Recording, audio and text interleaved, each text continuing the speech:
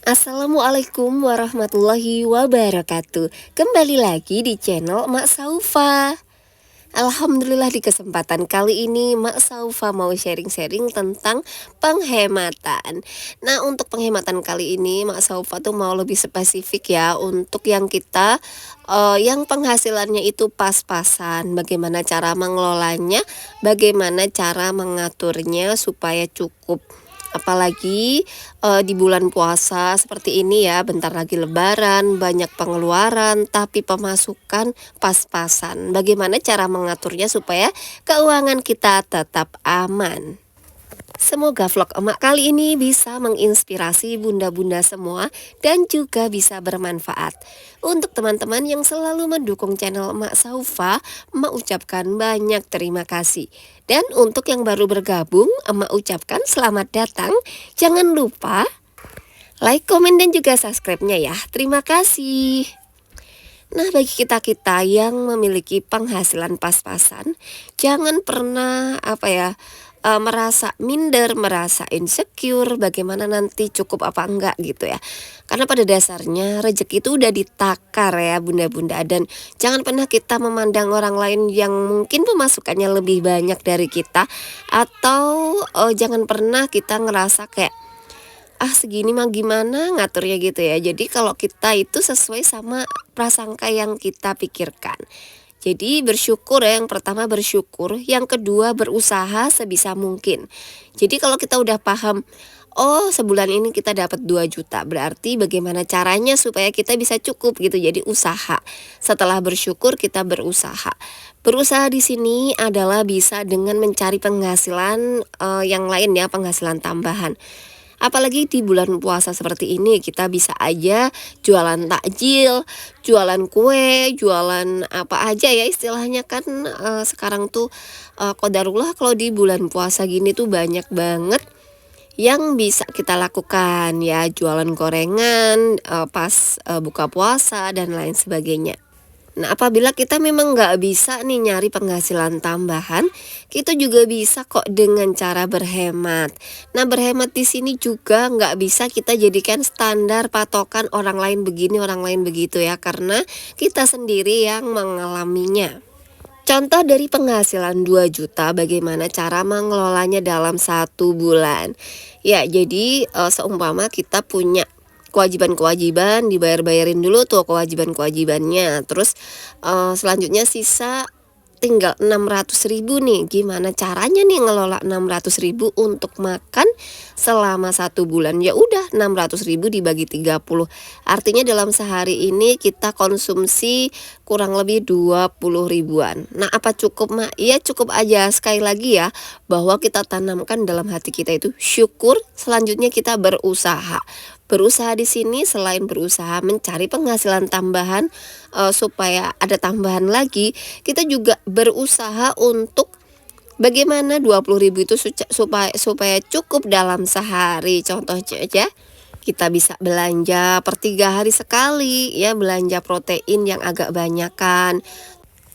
Nah, selain itu kita juga bisa campur protein itu dengan protein nabati, kayak dicampur tempe, kayak ayam, tempe dimasak opor, dimasak agak banyakan, terus dibagi untuk 3 hari seperti itu ya. Intinya bagaimana caranya aja kita usaha gitu ya bunda ya. Kita usaha bagaimana caranya supaya uang yang memang kita miliki ini cukup gitu. Itu harus ada dalam diri kita ya. Kita nggak bisa kayak bandingin sama orang lain. Terus kita ngelihat kok cuman begini, nanti nggak cukup gizinya, nanti bagaimana, nggak bisa kayak gitu, nggak bisa kita samakan. Jadi yang betul itu ya kita syukuri aja apa yang kita terima. Terus kita usaha juga, usaha bagaimana cukup, usaha bagaimana cari penghasilan tambahan, usaha bagaimana memperbaiki hidup, memperbaiki ekonomi, seperti itu. Jadi fokuslah pada usaha kita sendiri-sendiri, usaha kita masing-masing, seperti itu ya. Jadi dengan begitu insya Allah kita bisa fokus sama mengembangkan diri kita masing-masing ya. Dengan kita fokus ya bisa mencari penghasilan tambahan ya, syukur-syukur bisa dikembangin penghasilan tambahan tersebut. Kita bisa menambah jatah ya, yang tadiannya 20.000 sehari bisa kita tambahin jadi 50.000 sehari. Kan sama aja kita udah usaha buat diri kita. Nah, selain daripada berhemat, terus mencari penghasilan tambahan, terus kita juga harus bersyukur, mau usaha, itu tuh poin-poin yang sangat-sangat penting ya, untuk bagaimana supaya kita itu bisa mengatur keuangan kita yang pas-pasan di bulan puasa seperti ini. Karena sesuai dengan jurnal yang sudah emak baca, bahwa yang mengalami penghasilan pas-pasan tuh nggak cuma 1 2 ya, banyak orang. Dan di sana itu mereka juga bisa istilahnya bertahan gitu ya. Dan apalagi selain bertahan, mereka juga bisa berkembang ya.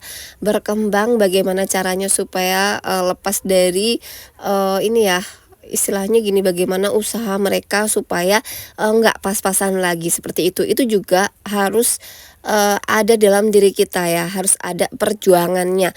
Jadi kalau udah tahu kita pas-pasan, ya jangan pasrah-pasrah aja. Kita juga harus mau belajar, mau keluar dari garis kemiskinan, harus mau berhemat dulu, harus mau nabung. Terus seumpama ya kita pengen punya penghasilan tambahan, terus kita dari awal tuh kita hemat, nabung. Nah, dari nabung itu belikan motor second, terus tambah lagi mencari penghasilan tambahan dengan jadi Gojek ya, terus atau jualan apa gitu pakai motor seperti itu. Jadi harus ada perjuangannya, jangan cuman hemat tapi nggak mau berjuang juga untuk memperbaiki ekonomi. Insya Allah kalau kita udah mau hemat, mau ngelola keuangan, mau bersyukur, mau usaha, dan mau berjuang mengembangkan ekonomi kita, insya Allah kita bisa istilahnya gini ya, selangkah-selangkah ya. Mungkin karena keterbatasan kita ya, kita nggak bisa langsung wus gitu, sedikit demi sedikit ya. Kita cukupi dulu kebutuhan kita dulu. Udah bisa mencukupi kebutuhan kita, nabung, udah bisa nabung dari tabungan tersebut untuk mengembangkan ekonomi kita.